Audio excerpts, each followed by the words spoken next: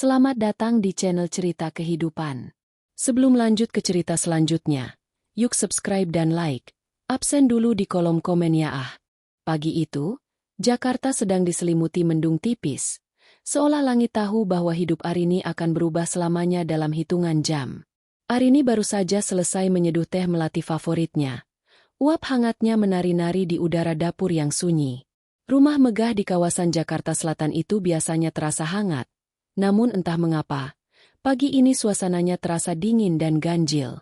Bram, suaminya, sudah berangkat sejak pukul 6 pagi. Katanya, ibunya di Bandung mendadak kritis dan dilarikan ke rumah sakit. Bram pergi dengan tergesa-gesa. Bahkan tidak sempat menghabiskan sarapan yang sudah disiapkan Arini. Kecupan di kening yang biasanya lembut terasa sedikit kaku dan terburu-buru. Aku akan menghubungimu begitu sampai. Sayang. Doakan ibu, bisiknya sebelum memacu mobil SUV hitamnya membelah jalanan yang masih lengang. Arini duduk di meja makan, menatap kursi kosong di depannya. Sudah 7 tahun mereka menikah, dan Arini merasa telah mengenal setiap inci dari jiwa Bram. Bram adalah sosok suami sempurna, direktur di sebuah perusahaan logistik yang sukses, penyayang, dan hampir tidak pernah melewatkan waktu makan malam di rumah. Namun, akhir-akhir ini, ada sesuatu yang berbeda. Bram sering pulang larut dengan alasan Audi tahunan, dan ponselnya kini selalu dalam mode senyap. Arini mencoba menepis pikiran buruk itu. Mungkin suaminya hanya sedang kelelahan karena tekanan pekerjaan dan kondisi ibunya yang kian menurun. Pukul 10 tepat, ponsel Arini yang tergeletak di atas meja kayu jati itu bergetar hebat. Nama, Bram, tidak muncul di layar, melainkan sebuah nomor asing dengan kode area Jakarta. Arini mengangkatnya dengan perasaan tidak enak yang mendadak merayap di tengkuknya. Halo, dengan Ibu Arini? Suara pria di seberang sana terdengar sangat formal, namun ada nada simpati yang tertahan. Iya, saya sendiri. Ini siapa ya? Saya Inspektur Wahyu dari Kepolisian Sektor Wilayah Bogor. Mohon maaf sebelumnya. Apakah benar suami ibu bernama Bapak Bramasta Dirgantara? Jantung Arini mencelos. Gelas teh di tangannya sedikit bergetar. Iya, benar. Ada apa dengan suami saya, Pak? Apa dia ditilang? Arini mencoba tertawa kecil. Sebuah mekanisme pertahanan diri yang sia-sia untuk menenangkan hatinya yang mulai berdegup kencang. Ibu, kami sangat menyesal harus menyampaikan kabar ini. Telah terjadi kecelakaan lalu lintas tunggal di KM 42 Tol Jagorawi sekitar 30 menit yang lalu. Mobil SUV hitam dengan nomor polisi B1234 BSM terperosok ke jurang dan meledak saat menghantam dasar. Dunia seolah berhenti berputar.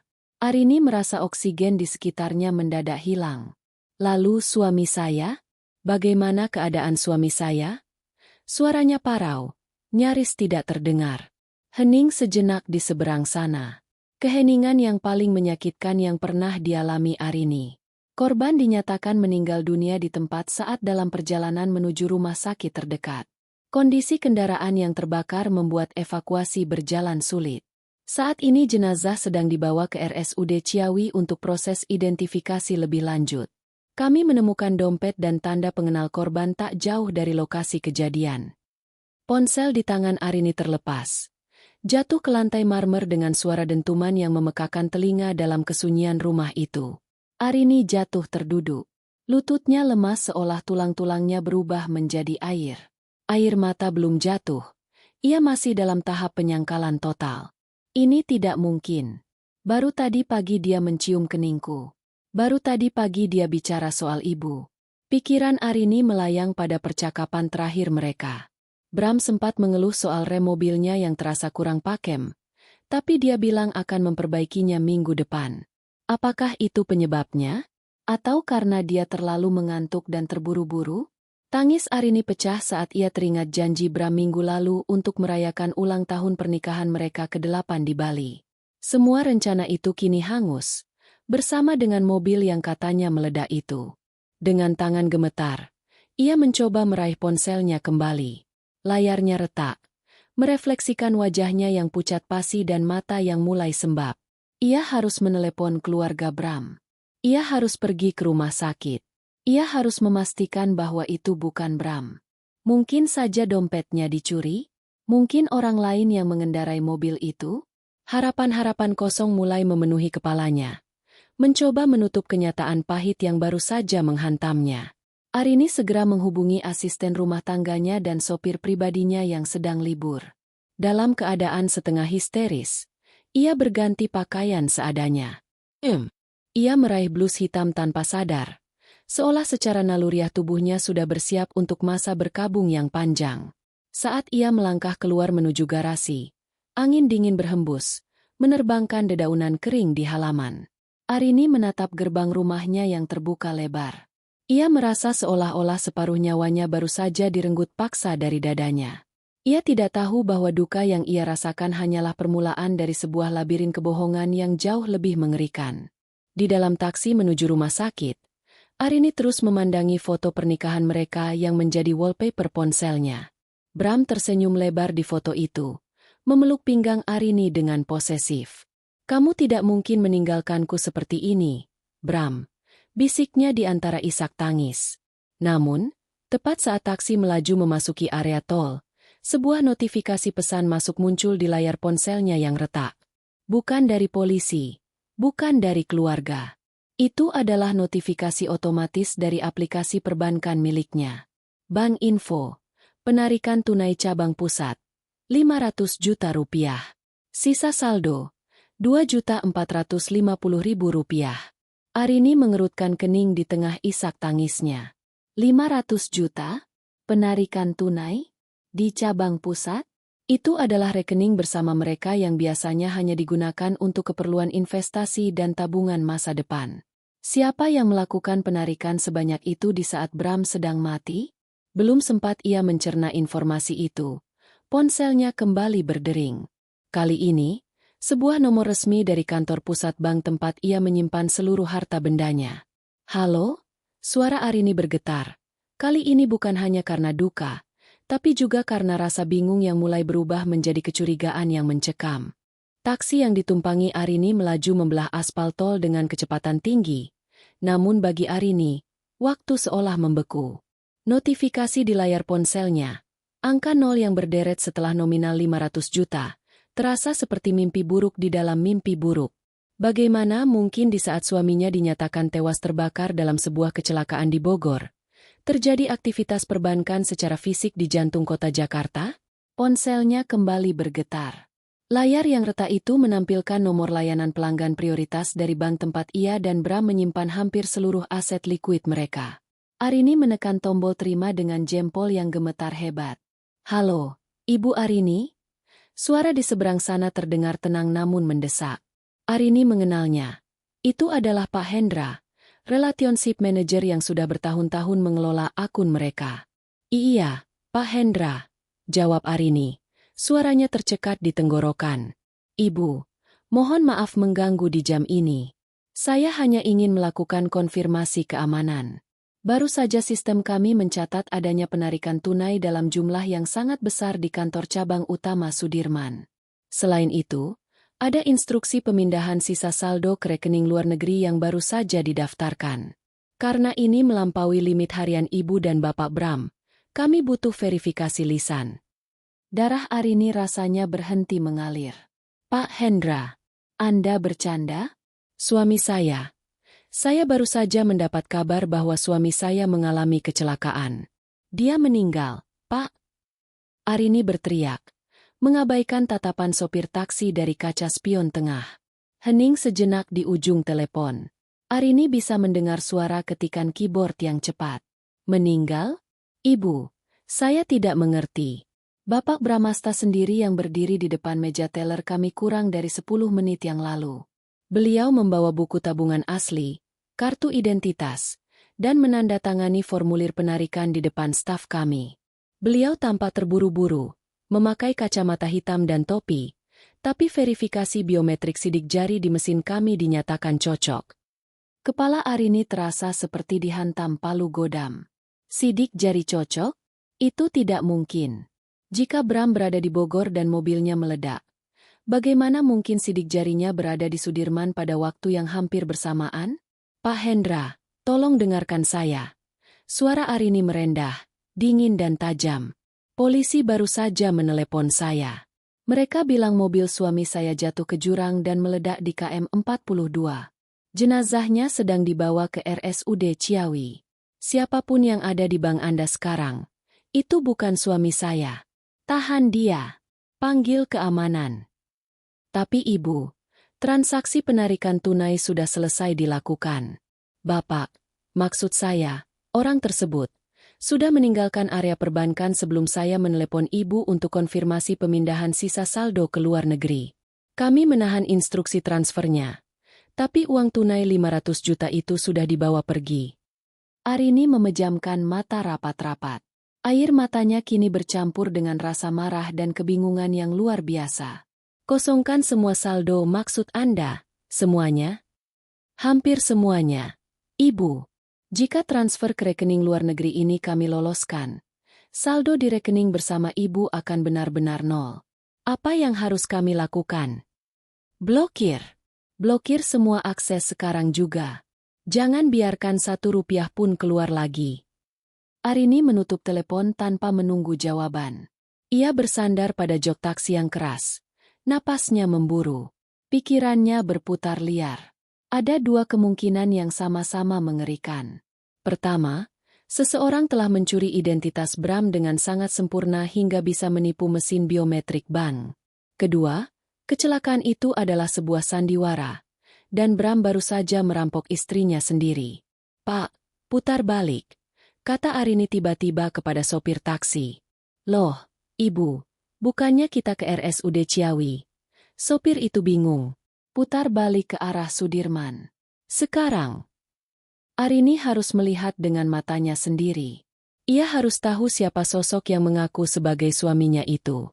Namun, di tengah jalan, sebuah pesan WhatsApp masuk dari nomor tidak dikenal.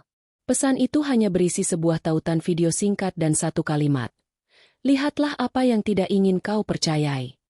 Dengan jantung yang berdebar kencang, Arini membuka tautan tersebut.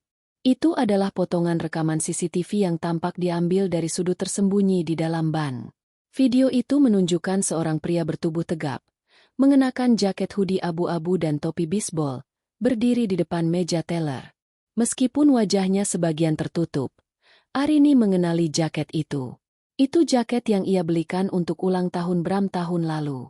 Pria itu menggerakkan tangannya, mengambil tumpukan uang yang dimasukkan ke dalam tas koper kecil. Saat pria itu berbalik untuk keluar, kamera menangkap profil sampingnya selama 1 detik. Arini membekap mulutnya. Rahang itu, cara berjalan yang sedikit tegap namun condong ke kiri, itu memang Bram. Tapi ada sesuatu yang salah. Sangat salah. Ponselnya kembali berdering. Kali ini dari ibu mertuanya, Ibu Sofia. Arini ragu untuk mengangkatnya. Bukankah Bram bilang ibunya kritis di Bandung? Halo, Mama? Suara Arini bergetar. Arini, kamu di mana? Mama dari tadi menelepon Bram tapi tidak diangkat. Mama ingin menanyakan, apa kalian jadi datang makan malam di Jakarta malam ini? Mama sudah memasak banyak di rumah. Dunia Arini benar-benar runtuh untuk kedua kalinya dalam 1 jam. Mama tidak di rumah sakit? Mama tidak kritis. Sakit? Mama baru saja pulang dari pengajian. Arini, apa maksudmu? Bram bilang apa padamu? Arini terdiam. Seluruh sendi tubuhnya terasa lepas. Kebohongan ini begitu besar, begitu rapi, dan begitu gelap. Suaminya tidak pergi ke Bandung untuk menjenguk ibunya. Suaminya tidak meninggal dalam kecelakaan menuju rumah sakit. Kecelakaan itu, mobil yang meledak itu. Identitas siapa yang ada di dalam sana? Mama, aku akan menelepon lagi nanti. Ada urusan mendadak. Arini mematikan sambungan sebelum tangisnya pecah lagi. Sekarang ia sadar, ia bukan sedang menuju rumah sakit untuk menjemput jenazah suaminya. Ia sedang terjebak dalam sebuah konspirasi yang melibatkan kematian palsu, pencurian aset, dan pengkhianatan paling keji yang pernah dibayangkan seorang istri. Arini menghapus air matanya dengan kasar. Rasa sedihnya perlahan menguap, digantikan oleh api amarah yang murni. Ia mengeluarkan laptop dari tasnya, mencoba masuk ke akun pelacakan posisi mobil yang terhubung dengan GPS di ponsel Bram yang selama ini ia diamkan. Titik merah di layar menunjukkan sebuah lokasi di pinggiran Jakarta, di sebuah gudang tua di kawasan pelabuhan, jauh dari lokasi kecelakaan di Bogor yang dilaporkan polisi. "Kau ingin bermain mati, Bram?" bisik Arini pada layar laptopnya. "Maka aku akan memastikan kau benar-benar menyesal pernah hidup." Taksi itu terus melaju. Namun tujuan Arini kini bukan lagi rumah sakit, melainkan bank pusat untuk menuntut rekaman CCTV asli dan mencari tahu kemana uang itu dialirkan. Ia baru saja menyadari bahwa pria yang ia cintai selama 7 tahun ini adalah orang asing yang paling berbahaya dalam hidupnya. Taksi itu berhenti tepat di depan gedung pencakar langit yang menjadi kantor pusat bank utama Arini. Udara Jakarta yang panas dan berdebu seolah tidak terasa bagi Arini. Tubuhnya terasa dingin, membeku oleh kemarahan yang mulai mengkristal.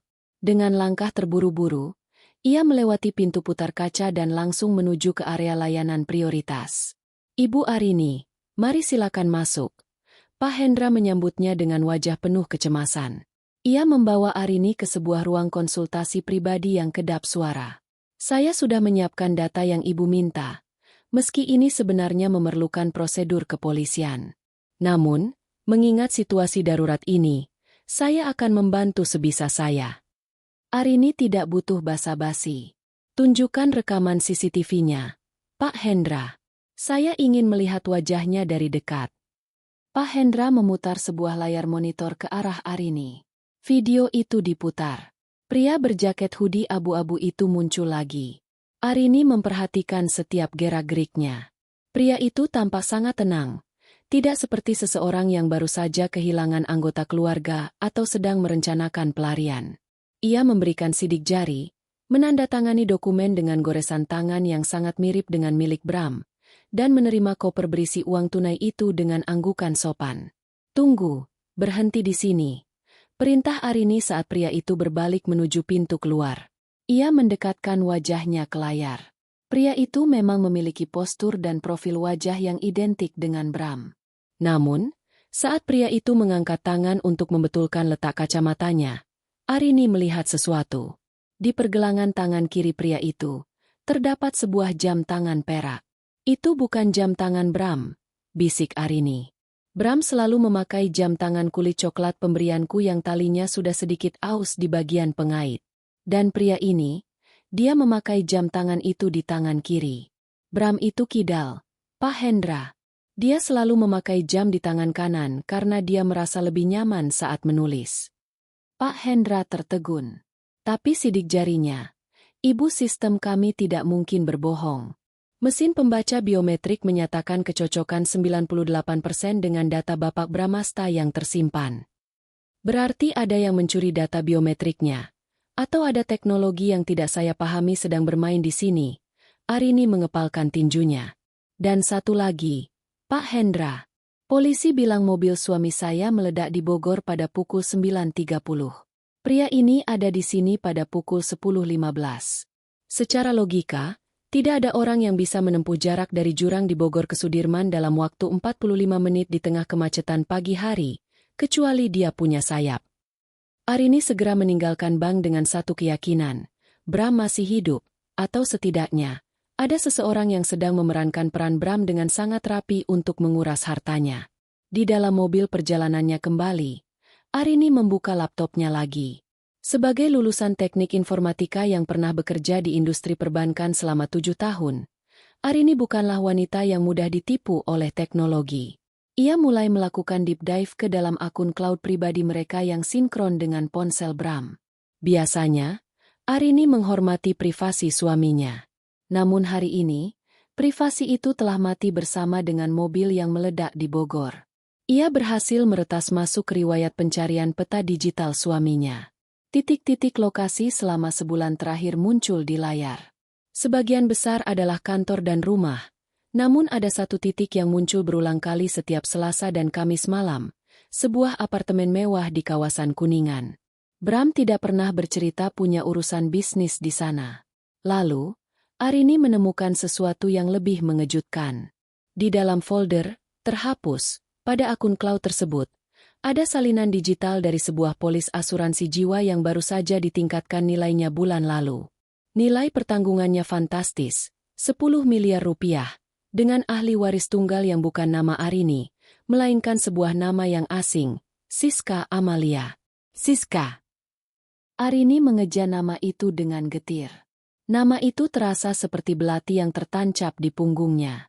Ia terus menggali. Ia masuk ke riwayat email keluar. Ada sebuah email yang dikirim ke alamat yang tampak seperti agen perjalanan gelap.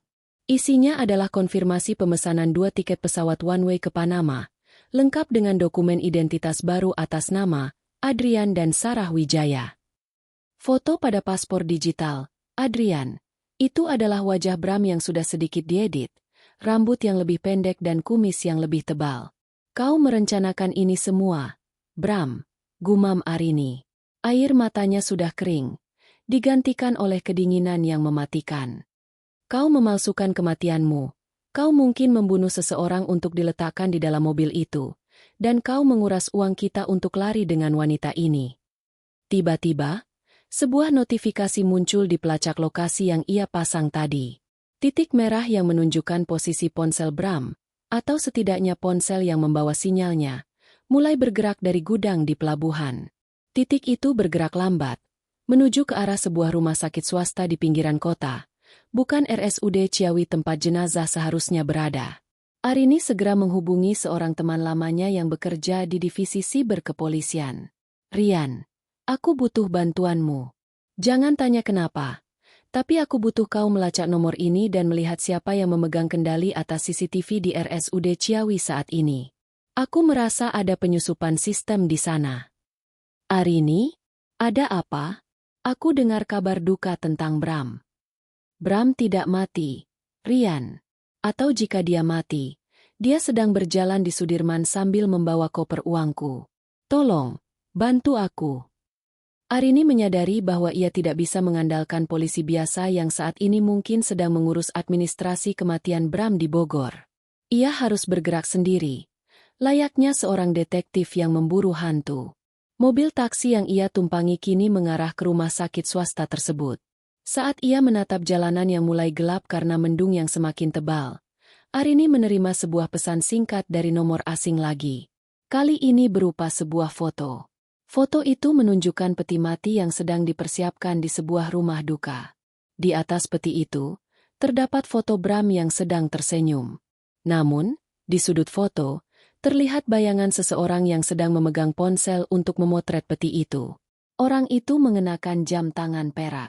Jam tangan yang sama dengan pria di bank. Pesan di bawah foto itu berbunyi, "Jangan datang ke pemakaman jika kau masih ingin melihat matahari besok." Arini tersenyum sinis. Ancaman itu justru menjadi bahan bakar baginya. Ia tidak akan datang sebagai janda yang berduka. Ia akan datang sebagai eksekutor yang akan membongkar setiap inci kebohongan suaminya. Rumah sakit umum daerah Ciawi tampak muram di bawah guyuran hujan yang mulai turun membasahi Bogor. Arini melangkah masuk ke lobi yang dingin. Bau karbol yang menyengat menusuk hidungnya, menciptakan sensasi mual yang tertahan. Di sana, di sudut ruang tunggu VIP, ia melihat pemandangan yang seharusnya menyayat hati. Keluarga besar Bram berkumpul. Adik-adik Bram menangis sesenggukan, sementara beberapa kerabat jauh tampak sibuk dengan ponsel mereka, mungkin mengabarkan berita duka ke grup keluarga. Namun, ada yang janggal. Di tengah kerumunan itu, berdiri Pak Danu, paman Bram yang selama ini dikenal sebagai pembuat masalah di keluarga karena bisnis gelapnya. Pak Danu tampak sangat tenang, bahkan terlalu tenang. Ia sedang berbicara setengah berbisik dengan seorang pria berseragam petugas kamar jenazah. Arini. Ya Tuhan, nak. Ibu Sofia, mertua Arini yang tadi ia telepon, tiba-tiba muncul dari arah koridor. Wajahnya sembab, matanya merah. Arini terpaku. Jika Ibu Sofia ada di sini dan tampak benar-benar berduka, apakah itu berarti Ibu Sofia juga ditipu oleh anaknya sendiri? Ataukah ini bagian dari sandiwara besar? Mama, bagaimana keadaan dia? Tanya Arini. Suaranya dipaksa bergetar. Ia harus memainkan peran istri yang hancur, setidaknya untuk saat ini. Bram sudah di dalam. Nak, Tapi, mereka bilang kita tidak boleh membukanya. Tangis Ibu Sofia pecah lagi. Kecelakaannya terlalu hebat. Mobilnya meledak. Mereka bilang jenazahnya sudah tidak utuh. Pak Danu sudah mengurus semuanya agar peti segera dipaku rapat dan dibawa ke rumah duka malam ini juga. Arini menyipitkan mata. Dipaku rapat? Tanpa saya lihat terlebih dahulu? Ma, saya istrinya. Saya punya hak untuk mengidentifikasi suami saya sendiri. Petugas bilang itu akan menjadi trauma seumur hidup bagimu, Arini. Sela Pak Danu yang tiba-tiba sudah berdiri di samping mereka. Tatapannya tajam, menyelidik, seolah mencoba membaca apa yang ada di balik mata Arini. Percayalah pada paman. Lebih baik kau mengingat Bram dalam keadaan tampan seperti di foto pernikahannya, bukan sebagai arang. Arini merasakan lonjakan adrenalin. Kalimat Pak Danu terdengar seperti skenario yang sudah dihafal. Saya tetap ingin melihatnya. Paman. Setidaknya tangan atau kakinya. Saya harus yakin itu dia. Tanpa menunggu persetujuan, Arini melangkah menuju pintu besi bertuliskan kamar jenazah. Petugas di depan pintu mencoba menghalanginya. Namun Arini mengeluarkan kartu identitasnya dengan tegas. Saya istrinya. Jika Anda menghalangi saya melakukan identifikasi, saya akan menuntut rumah sakit ini karena melanggar prosedur hukum. Petugas itu tampak ragu. Ia melirik ke arah Pak Danu. Pak Danu memberikan anggukan kecil yang hampir tak terlihat. Arini dipersilakan masuk ke ruangan yang sangat dingin itu. Di tengah ruangan, sebuah peti kayu jati sudah terbuka setengah. Sebuah kantong jenazah berwarna oranye tergeletak di dalamnya. Bau hangus yang samar tercium. Arini mendekat. Jantungnya berdegup kencang hingga telinganya berdenging. Dengan tangan gemetar, ia menarik resleting kantong jenazah itu hanya beberapa sentimeter. Wajah di dalamnya memang mengerikan. Luka bakar menutupi hampir seluruh permukaan kulit. Namun, Arini tidak melihat wajah. Sebagai seorang yang teliti, ia melihat ke arah leher dan telinga. Bram memiliki tahi lalat kecil di belakang telinga kirinya. Sebuah detail yang sering ia belai saat mereka menonton film bersama. Kosong. Tidak ada tahi lalat di sana. Arini kemudian meraih tangan jenazah itu yang kaku. Kulitnya kasar. Ia melihat kuku-kuku jenazah tersebut. Ada sisa-sisa oli hitam yang mengerak di bawah kuku, meskipun sudah dibersihkan secara kasar. Bram adalah seorang direktur yang tangannya selalu bersih dan halus karena perawatan rutin. Jenazah ini adalah tangan seorang pekerja kasar. Seorang montir. Atau mungkin sopir. Ya Tuhan, bisik Arini. Ia teringat pada Pak Maman, sopir pribadi yang sudah 2 hari tidak terlihat karena alasan pulang kampung mendadak yang dikatakan Bram padanya. Apakah Bram tega mengorbankan sopir setianya hanya untuk menciptakan sebuah mayat? Tiba-tiba, pintu kamar jenazah terbuka kasar. Pak Danu masuk dengan wajah geram. Sudah cukup, Arini. Kau hanya akan menyakiti dirimu sendiri. Petugas, tutup petinya sekarang. Kita harus segera berangkat ke pemakaman sebelum wartawan mencium berita ini. Arini mundur perlahan. Tangannya masih berbau karet dari kantong jenazah. Ia tidak membantah. Ia membiarkan para petugas mulai memaku tutup peti itu dengan suara dentuman yang menggema di ruangan sunyi tersebut. Di matanya, peti itu bukan berisi suaminya, melainkan bukti kejahatan yang sangat keji. Saat ia berjalan keluar, ia merogoh saku blusnya. Ia berhasil mengambil satu hal kecil dari dalam kantong jenazah tadi sebelum Pak Danu masuk. Sebuah kancing kemeja yang tersangkut di kain kafan. Kancing itu bukan dari kemeja mahal Bram. Itu adalah kancing seragam yang biasa dipakai oleh staf di perusahaan logistik milik Bram. Arini duduk kembali di ruang tunggu, menundukkan kepala seolah sedang berdoa. Padahal, ia sedang mengirim pesan singkat kepada Rian, teman polisi sibernya. Rian, cek data kecelakaan di KM 42. Cari tahu apakah ada laporan orang hilang atas nama Maman, sopir kami. Dan satu lagi. Aku butuh kau melacak rekening Pak Danu. Ada bau uang amis di sini. 1 jam kemudian, iring-iringan mobil jenazah mulai bergerak meninggalkan RSUD Ciawi menuju Jakarta. Arini berada di mobil yang sama dengan Ibu Sofia dan Pak Danu. Suasana sangat hening.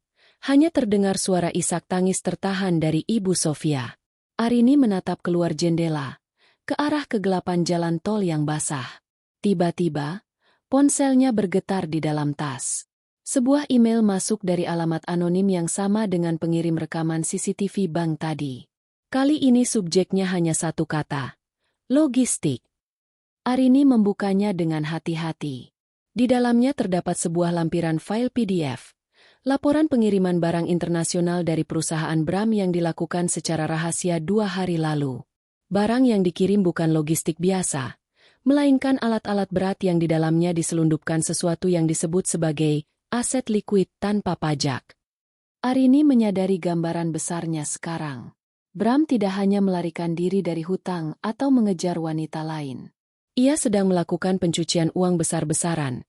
Dan kematian palsu ini adalah satu-satunya cara untuk menghapus jejaknya di Indonesia selamanya. Arini, suara Pak Danu memecah keheningan.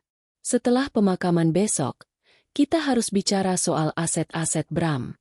Sebagai paman dan wali keluarga, saya akan membantu mengurus semuanya agar kau tidak perlu pusing di masa berkabungmu. Arini menoleh, menatap Pak Danu dengan senyum tipis yang paling dingin yang pernah ia berikan. Tentu. Paman, kita akan bicara banyak, sangat banyak. Di dalam benaknya, Arini sudah merancang langkah selanjutnya. Ia tidak akan pergi ke rumah duka untuk menangis. Ia akan pergi ke kantor logistik Bram malam ini juga, sebelum mereka sempat membakar sisa-sisa dokumen yang ada. Ia harus menemukan bukti bahwa suaminya masih bernapas, sebelum hantu itu menghilang ke luar negeri. Malam semakin larut. Namun Jakarta tidak pernah benar-benar tidur. Begitu pula dengan badai di kepala Arini. Iring-iringan mobil jenazah telah sampai di rumah duka di kawasan Jakarta Selatan. Karangan bunga duka cita mulai berjejer di halaman, menampilkan nama Bramasta Dirgantara dengan huruf-huruf emas yang berkilau di bawah lampu jalan. Arini berdiri di sana, di antara kerumunan pelayat yang bersedih, merasa seperti orang asing di pemakamannya sendiri. Pak Danu tampak sibuk mengatur letak peti mati di tengah ruangan.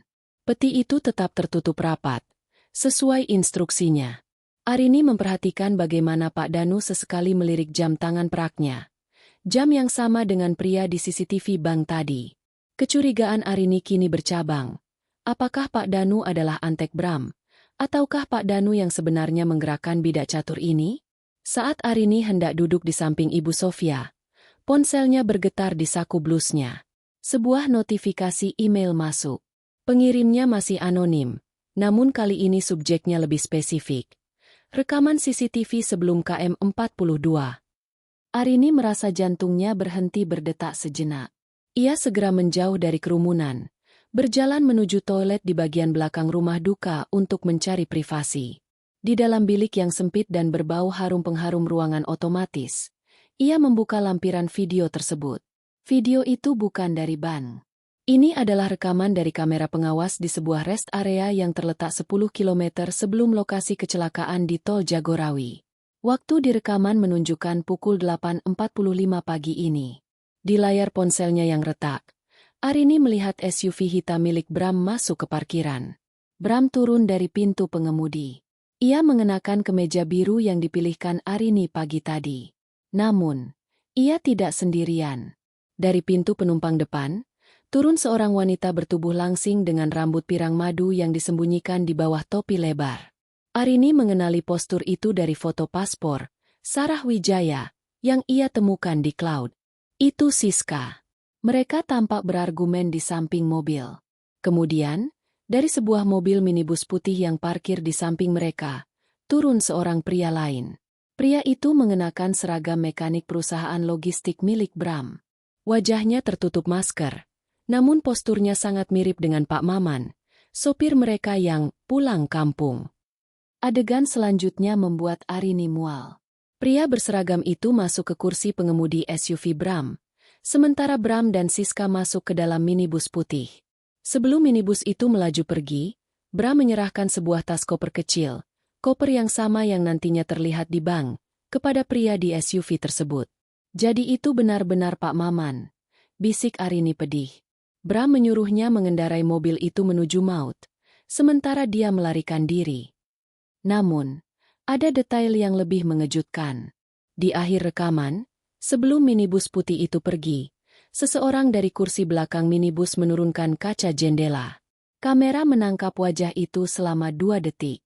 Itu adalah Pak Danu. Paman yang sedang berpura-pura sibuk di ruang depan itu ternyata ada di sana, menyaksikan pertukaran maut tersebut. Arini menyandarkan kepalanya ke dinding bilik toilet yang dingin. Ia merasa dikelilingi oleh serigala. Suaminya, pamannya, dan wanita simpanan itu, semuanya bekerja sama untuk menciptakan kematian palsu ini. Tapi untuk apa?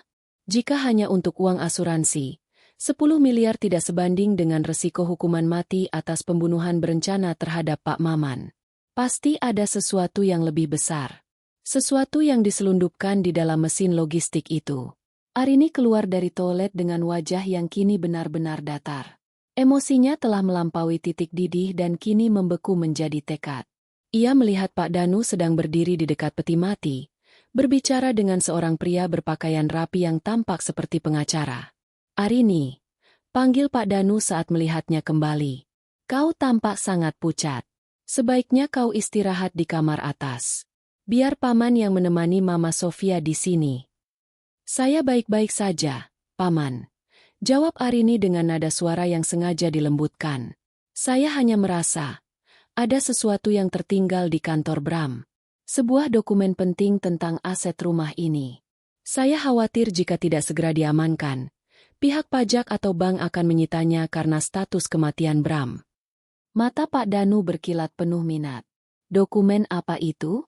Di mana kau menyimpannya?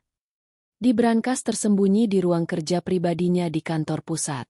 Bram pernah bilang hanya saya yang tahu kodenya.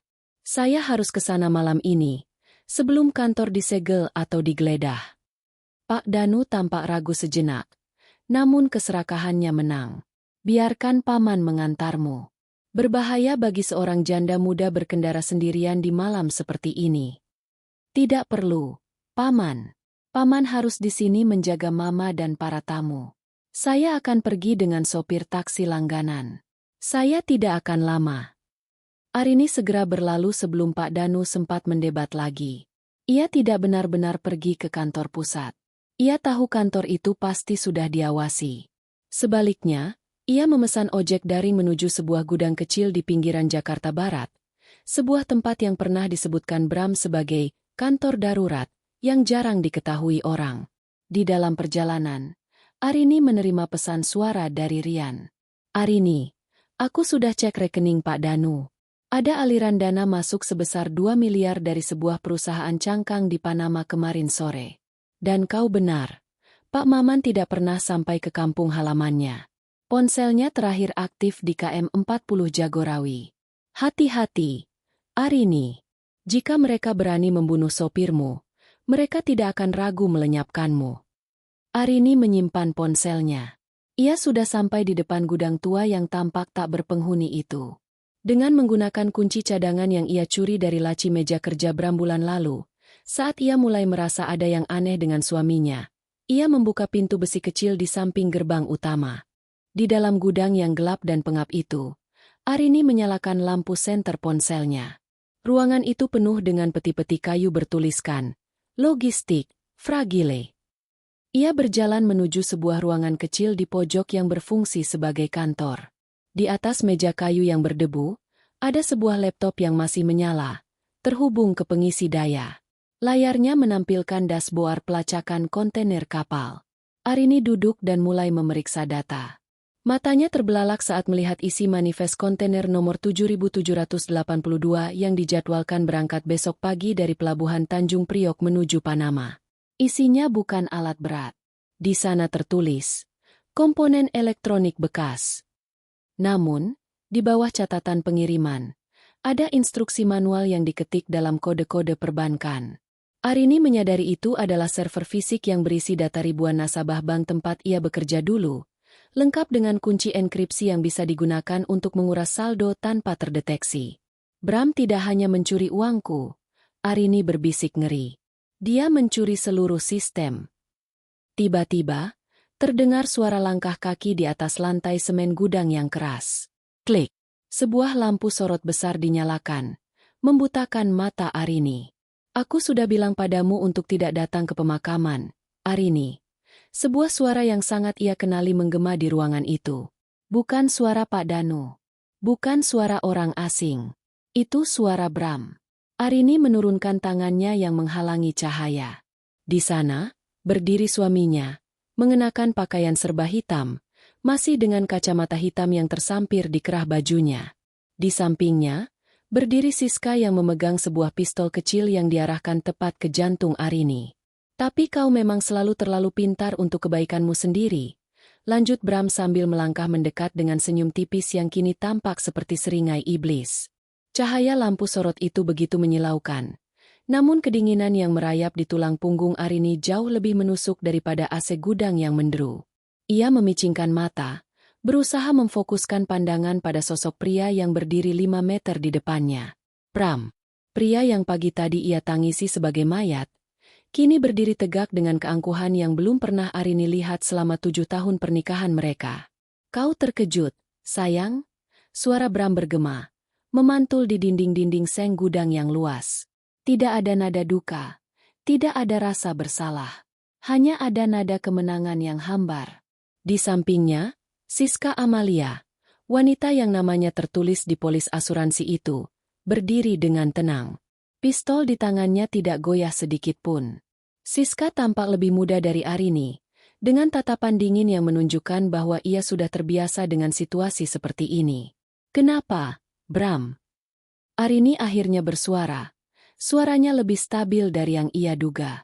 Pak Maman, dia setia padamu selama 10 tahun. Kau membunuhnya hanya untuk sandiwara ini. Bram tertawa kecil. Suara yang biasanya terdengar merdu di telinga Arini kini terdengar seperti gesekan pisau di atas kaca. Maman sudah tua. Arini. Dia punya penyakit jantung. Aku hanya memberinya pensiun dini yang mewah untuk keluarganya. Lagi pula, seseorang harus menjadi Bramasta yang terbakar di dalam mobil itu agar dunia berhenti mencariku. Dan uangku? 500 juta yang kau ambil tadi pagi? Seluruh saldo yang kau kuras. Itu modal awal, Arini. Anggap saja sebagai biaya kompensasi atas tahun-tahun membosankan yang kuhabiskan bersamamu.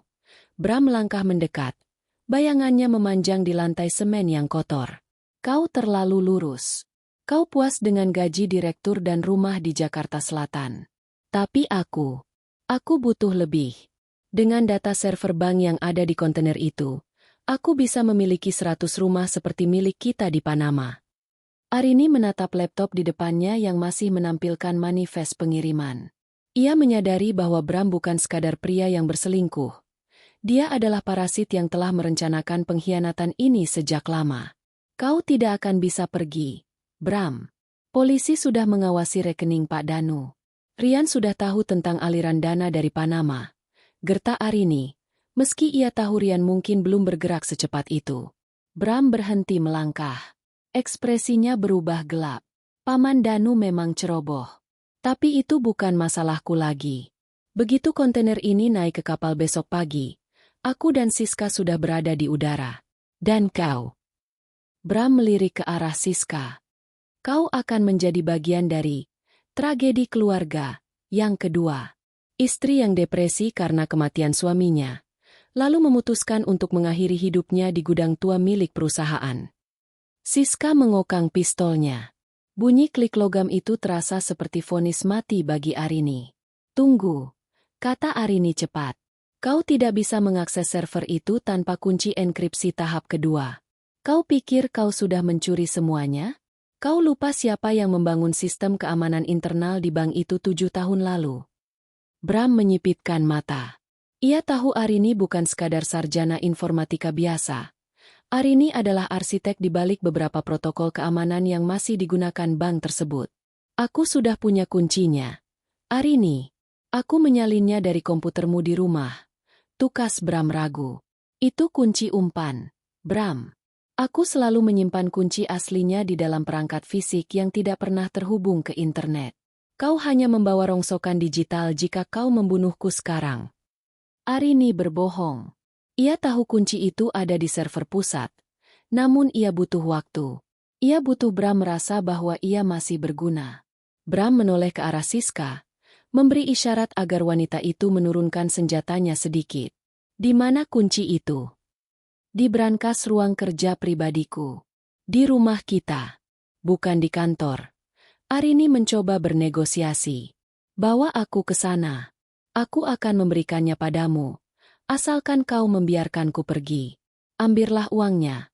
Ambillah hidup barumu dengan wanita ini. Aku tidak peduli lagi. Aku hanya ingin hidup. Bram tampak menimbang-nimbang. Keserakahannya selalu lebih besar daripada kewaspadaannya. Uang 500 juta yang ia ambil tadi pagi tidak ada apa-apanya dibandingkan dengan potensi triliunan rupiah yang bisa ia kuras dengan kunci enkripsi yang tepat. Bawa dia ke mobil. Perintah Bram pada Siska. Kita ke rumah sekarang. Jika kau mencoba berteriak atau memberi isyarat pada siapapun, Siska tidak akan ragu melubangi kepalamu. Arini digiring keluar dari gudang menuju minibus putih yang tadi ia lihat di rekaman CCTV.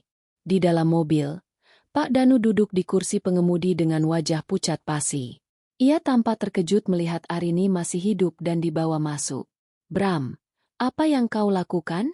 Kita harus segera ke pelabuhan. Seru Pak Danu panik. Diam. Paman. Arini memegang kunci aslinya. Kita mampir ke rumah sebentar. Hanya 10 menit. Perjalanan menuju rumah mereka yang megah terasa seperti perjalanan menuju eksekusi. Arini menatap keluar jendela, mencari celah. Ia melihat sebuah mobil patroli polisi di kejauhan, namun Siska menekan moncong pistol ke pinggangnya, mengingatkannya untuk tetap diam. Saat mereka sampai di rumah, suasana sunyi senyap. Para pelayat sudah pulang, dan Ibu Sofia mungkin sudah tertidur karena pengaruh obat penenang yang diberikan Pak Danu sebelumnya. Mereka masuk lewat pintu samping. Di dalam kamar kerja Arini yang rapi, Bram mendorongnya ke depan brankas kecil yang tertanam di dinding. Buka sekarang. Arini berlutut di depan brankas. Tangannya gemetar. Tapi bukan karena takut. Ia sedang menghitung detik. Ia tahu bahwa brankas ini memiliki fitur silent alarm yang terhubung langsung ke kantor polisi jika kode tertentu dimasukkan. Ia memasukkan jari-jarinya ke papan tombol.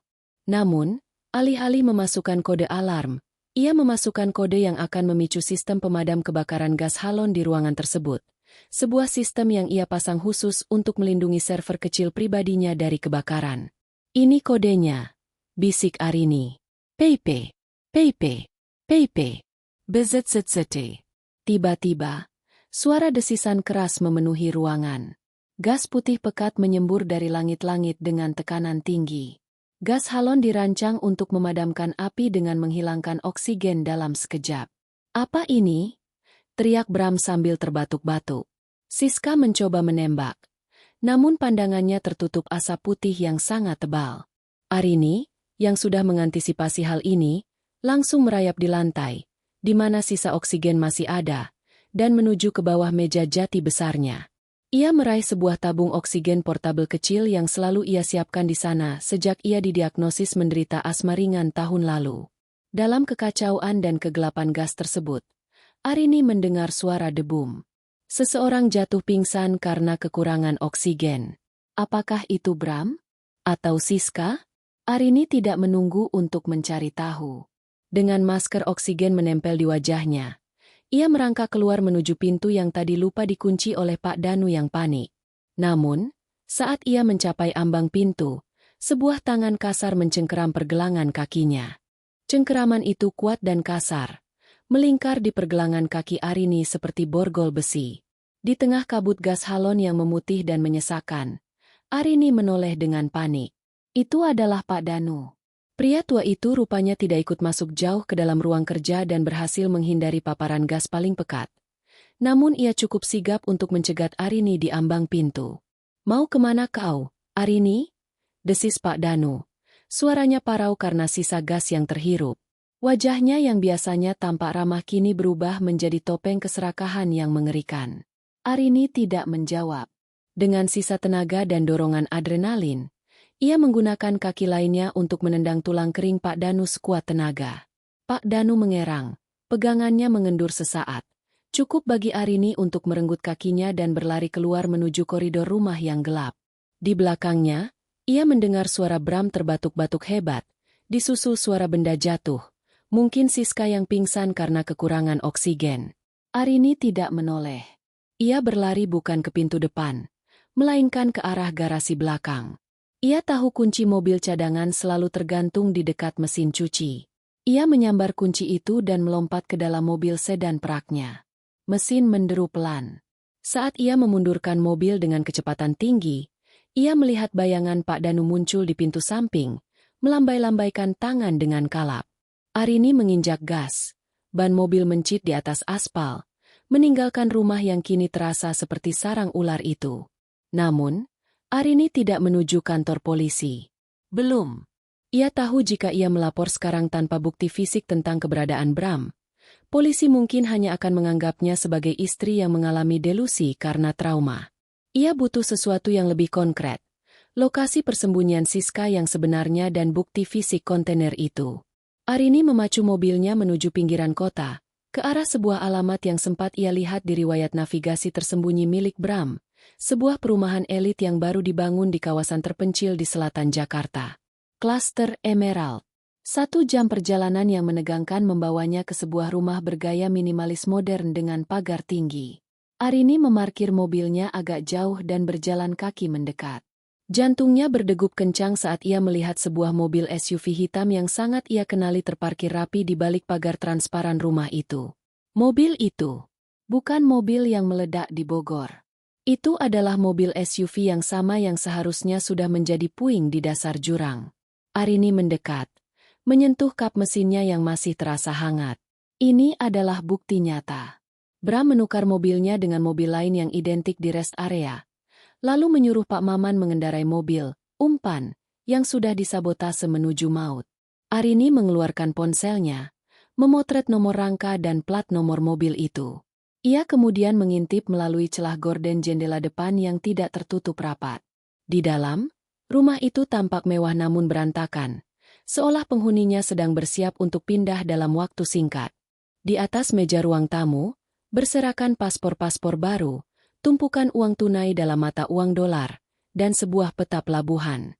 Arini menyadari bahwa Bram dan Siska berencana menuju ke sini setelah dari rumah untuk mengambil bekal terakhir sebelum ke pelabuhan. Artinya, ia punya waktu sangat sempit sebelum mereka datang dengan amarah yang meluap. Tiba-tiba, lampu sensor di halaman menyala. Sebuah mobil minibus putih, mobil yang membawa Bram tadi, berhenti tepat di depan pagar. Arini terkesiap. Ia tidak punya waktu untuk lari ke mobilnya. Dengan cepat, ia merayap ke samping rumah, bersembunyi di balik deretan tanaman hias besar yang rimbun. Ia menahan napas saat mendengar pintu mobil terbuka dan langkah kaki yang terburu-buru. Sialan! Dia benar-benar menjebak kita dengan gas itu. Suara Bram terdengar menggelegar, penuh amarah. Suaranya terdengar serak, efek dari gas halon. Sudah kubilang, bunuh saja dia tadi. Siska menyahut. Suaranya tajam dan dingin. Sekarang kita tidak punya kunci enkripsi itu. Dan Arini kabur. Dia pasti akan lapor polisi. Dia tidak punya bukti. Siska. Semua orang mengira aku sudah mati terbakar. Balas Bram sambil membuka pintu rumah dengan kasar. Cepat kemasi sisanya. Kita langsung ke pelabuhan sekarang. Paman Danu, kau urus pengalihan di rumah duka. Pastikan peti mati itu segera dikubur besok pagi-pagi sekali. Tapi Bram, bagaimana dengan uang di bank? Tanya Pak Danu yang tampak gemetar. Lupakan sisanya. 500 juta sudah cukup untuk memulai hidup di Panama. Yang penting kita bawa server itu. Begitu sampai di sana, aku punya ahli IT yang bisa menjebolnya tanpa kunci dari Arini. Ayo cepat. Arini, yang bersembunyi hanya beberapa meter dari mereka, merekam seluruh percakapan itu dengan ponselnya. Tangannya gemetar, bukan lagi karena takut, tapi karena rasa jijik yang luar biasa. Pria yang ia cintai ternyata benar-benar seorang monster yang tidak memiliki nurani. Saat mereka sibuk di dalam rumah, Arini melihat sebuah kesempatan. Kunci mobil minibus putih itu masih tergantung di lubang pintu pengemudi. Pak Danu tampaknya terlalu panik hingga lupa mencabutnya. Arini merangkak keluar dari persembunyiannya. Ia harus melakukan sesuatu yang gila. Jika ia membiarkan mereka pergi ke pelabuhan, mereka akan menghilang selamanya. Ia tidak menuju minibus itu. Sebaliknya, ia menuju ke arah ban mobil SUV hitam milik Bram. Dengan menggunakan pisau lipat kecil yang selalu ada di gantungan kuncinya, ia menusuk ban mobil itu hingga kempis. Kemudian, ia melakukan hal yang sama pada ban minibus putih. SSSST. Suara udara keluar terdengar samar di tengah sunyinya malam. Arini kembali ke persembunyiannya. Menunggu, hantu-hantu itu keluar dan menyadari bahwa mereka tidak bisa lari kemana-mana. Ia kemudian menekan tombol panggil pada kontak Rian di ponselnya. Rian, aku di klaster Emerald, Blok B12. Datanglah sekarang dengan pasukan penuh. Aku punya rekaman pengakuan mereka. Dan Rian bawa pemadam kebakaran. Kurasa malam ini akan ada ledakan, kebenaran yang sesungguhnya. Arini berdiri tegak di kegelapan, menatap pintu rumah yang terbuka. Ia bukan lagi istri yang berduka. Ia adalah jebakan yang tidak pernah mereka duga. Suara desis angin dari ban yang kempis perlahan hilang, digantikan oleh kesunyian mencekam di area klaster Emerald. Arini berdiri di balik bayangan pohon palem besar. Napasnya diatur sedemikian rupa agar tidak menimbulkan suara. Di dalam rumah, ia bisa mendengar suara barang-barang yang dilempar ke dalam koper dan teriakan panik Pak Danu yang menagih janji pembagian uang. Pintu depan rumah itu terbanting terbuka.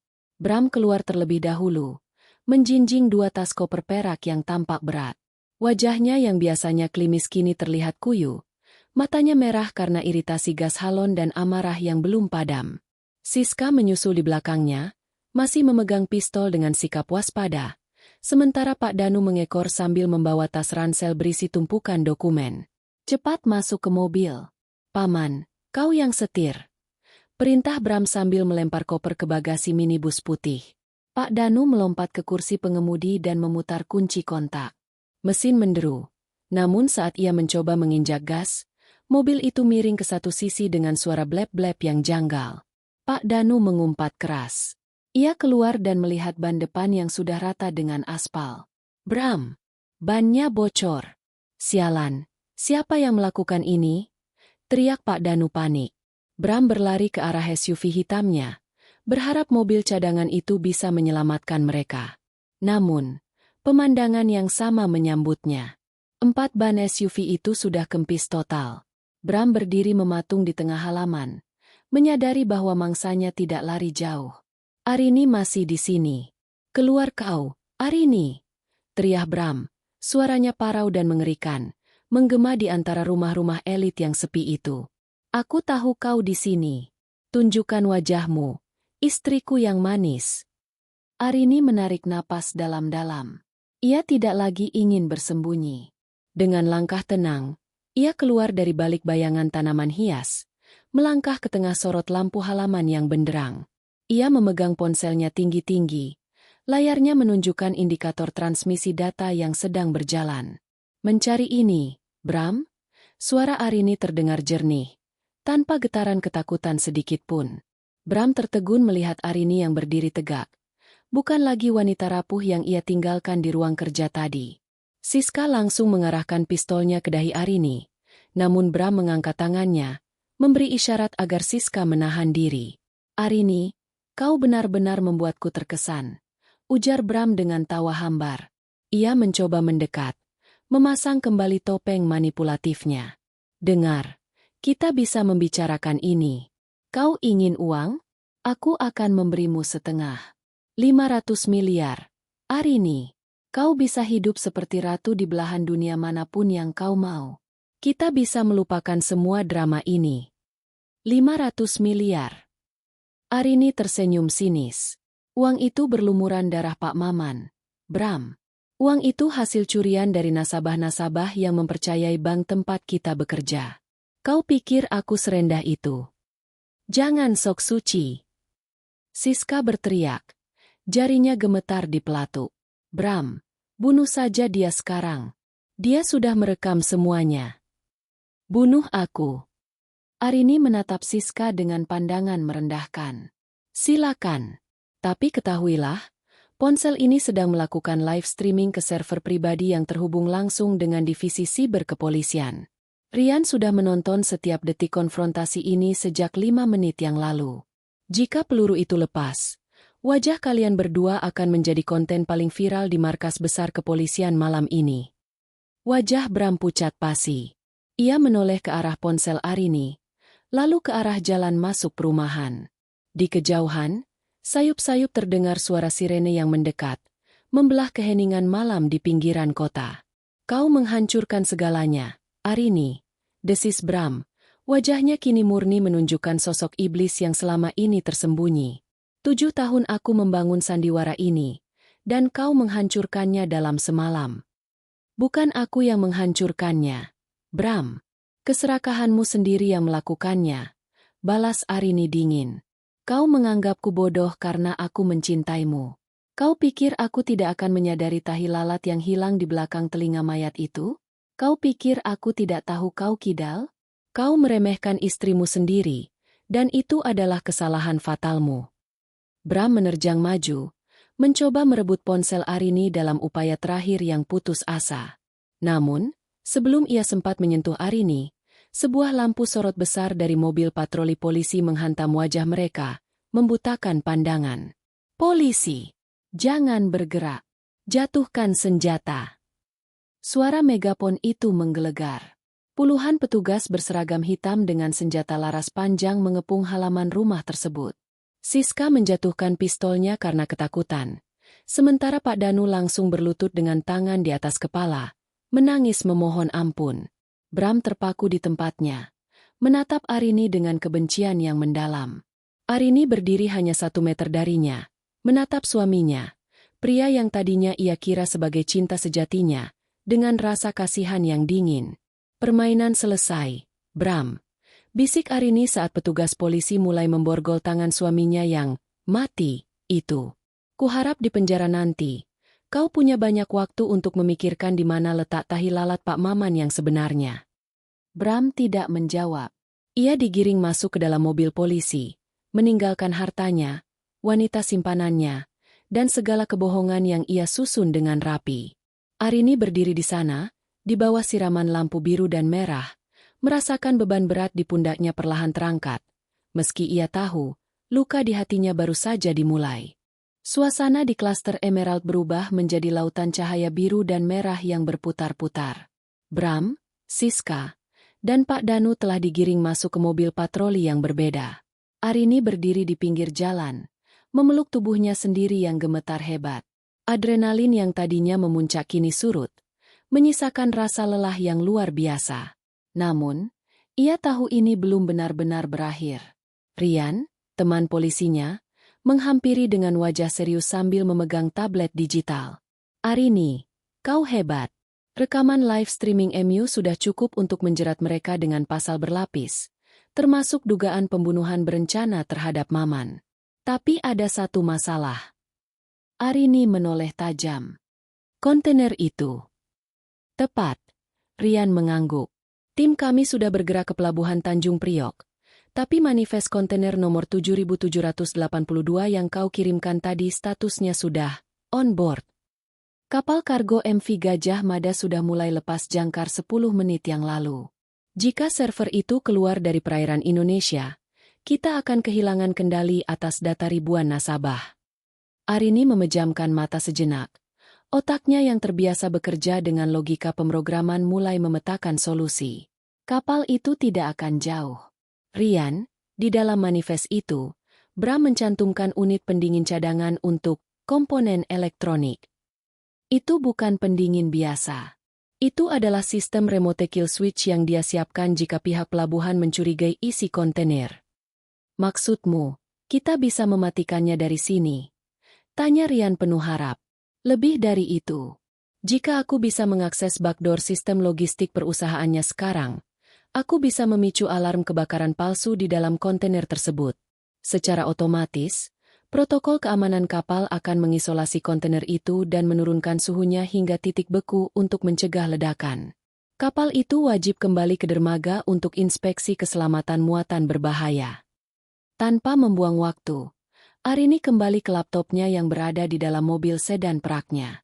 Jemarinya menari di atas papan ketik dengan kecepatan yang hanya dimiliki oleh seorang ahli sistem. Ia masuk ke dalam jaringan internal perusahaan logistik Bram menggunakan kata sandi administratif yang ia pecahkan saat di gudang tadi. Layar monitor menampilkan titik koordinat MV Gajah Mada yang mulai menjauh dari Teluk Jakarta. Arini menarik napas dalam, lalu menekan serangkaian perintah enkripsi. Enter. Selesai, bisik Arini. Dalam 30 detik, sensor asap digital di dalam kontainer itu akan mengirimkan sinyal bahaya ke anjungan kapal. Benar saja, beberapa menit kemudian, Rian menerima laporan dari radio panggilnya. Kapten MV Gajah Mada melaporkan adanya indikasi kebakaran di dek kargo bawah. Mereka sedang memutar balik menuju dermaga internasional. Tim penjinak bom dan siber sudah siaga di sana. Arini menyandarkan punggungnya ke jok mobil. Ia merasa sedikit lega. Namun ada satu ganjalan di hatinya. Rian, siapa pengirim email anonim itu? Orang yang memberiku rekaman CCTV bank dan video rest area? Tanpa dia, aku mungkin sudah terkubur bersama peti mati kosong itu. Rian terdiam sejenak, lalu menunjukkan sebuah profil di tabletnya. Kami melacak alamat IP-nya. Pengirimnya adalah sekretaris pribadi Bram, seorang wanita bernama Anita. Ternyata selama ini dia tahu tentang perselingkuhan Bram dengan Siska dan rencana pencucian uang ini. Dia takut akan dijadikan kambing hitam oleh Bram. Jadi dia mengumpulkan bukti diam-diam dan menunggumu untuk bergerak. Arini tersenyum pahit. Ternyata Bram dikelilingi oleh orang-orang yang hanya menunggu waktu untuk menusuknya dari belakang. Persis seperti yang ia lakukan pada Arini. Tiba-tiba, ponsel Arini berdering. Sebuah panggilan video dari nomor yang ditahan. Arini mengangkatnya, mengira itu adalah bagian dari tim penyidik. Namun, layar ponselnya menampilkan wajah yang tidak asing. Itu adalah wajah yang muncul di balik kemudi mobil patroli yang membawa Bram. Petugas itu melepaskan topinya, menyingkap wajah yang penuh bekas luka. Ibu Arini. Suaranya berat. Saya rekan Pak Maman. Saya yang seharusnya menyetir mobil itu pagi tadi. Tapi Maman bersikeras menggantikan saya karena dia tahu ada yang tidak beres dengan remnya. Dia ingin menyelamatkan saya. Arini menutup mulutnya. Air mata yang sejak tadi ia tahan akhirnya tumpah. Maman meninggalkan rekaman suara di dashboard mobil sebelum dia terjatuh. Bu. Dia tahu dia tidak akan selamat. Dia ingin ibu tahu bahwa dia bangga bekerja untuk ibu, bukan untuk suami ibu. Lanjut petugas yang ternyata adalah informan polisi tersebut. Duka yang sesungguhnya akhirnya menghantam Arini. Bukan duka karena kehilangan suami pengkhianat, melainkan duka atas kesetiaan seorang pria tua yang mengorbankan nyawanya demi kebenaran. Arini menatap ke arah pelabuhan di kejauhan, di mana lampu-lampu kapal mulai terlihat kembali mendekat. Malam itu, Arini menyadari bahwa ia telah memenangkan pertempuran melawan monster yang ia sebut suami. Namun, ia juga tahu bahwa mulai besok, ia memiliki tugas besar, membersihkan nama baik perusahaannya dan memastikan keadilan bagi keluarga Pak Maman. 1 bulan telah berlalu sejak malam yang mencekam di klaster Emerald. Garis polisi di rumah Arini sudah dilepas. Namun keheningan yang tertinggal di sana terasa berbeda. Bukan lagi keheningan yang penuh kecurigaan, melainkan keheningan yang membawa kedamaian. Arini berdiri di depan cermin besar di kamarnya, mengenakan setelan kerja berwarna biru tua yang tajam. Hari ini adalah hari terakhir persidangan pendahuluan, dan ia diminta hadir untuk memberikan pernyataan dampak korban. Di ruang tunggu pengadilan yang dingin, Arini duduk berdampingan dengan istri almarhum Pak Maman. Ia telah memastikan keluarga setia itu mendapatkan seluruh hak asuransi, ditambah dana pendidikan hingga perguruan tinggi untuk anak-anak mereka. Itu adalah janji terkecil yang bisa ia penuhi untuk menebus nyawa yang dikorbankan demi kebusukan Bram.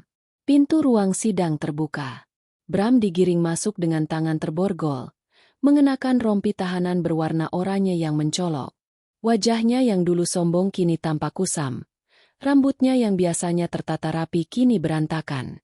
Saat matanya bertemu dengan mata Arini, tidak ada lagi cinta di sana.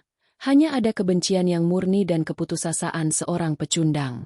Siska dan Pak Danu duduk di baris belakang, menunggu giliran mereka. Pak Danu terus menunduk.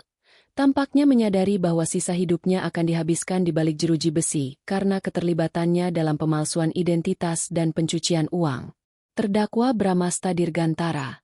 Suara hakim ketua menggema di ruangan itu.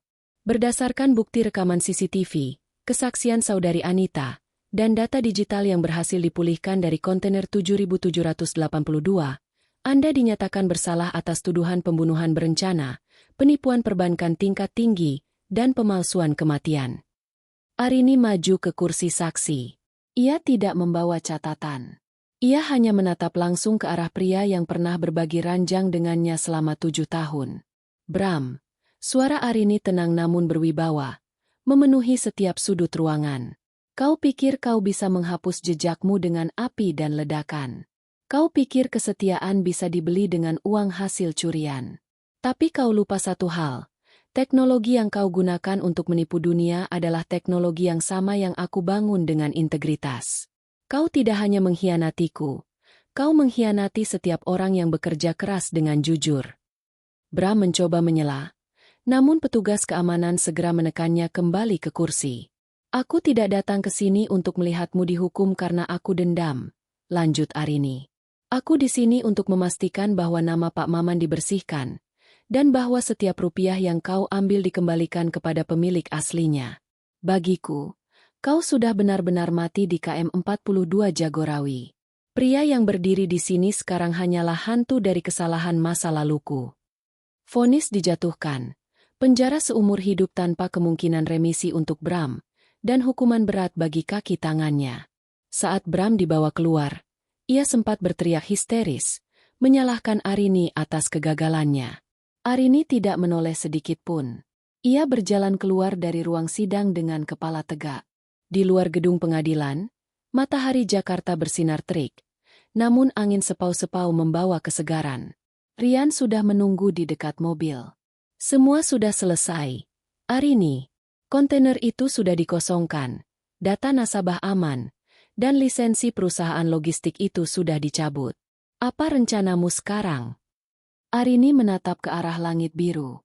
Aku sudah mengundurkan diri dari posisiku di bank. Aku akan membangun firma keamanan siber sendiri.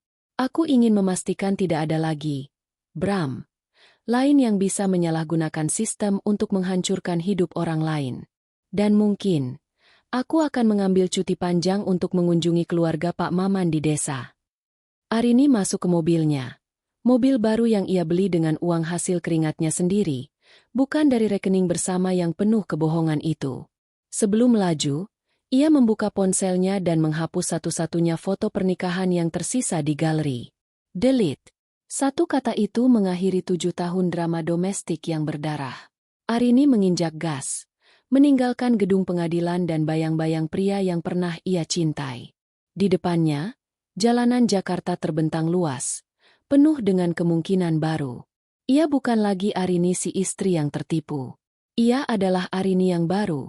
Sang penyintas yang telah menemukan kembali kekuatannya di tengah puing-puing pengkhianatan.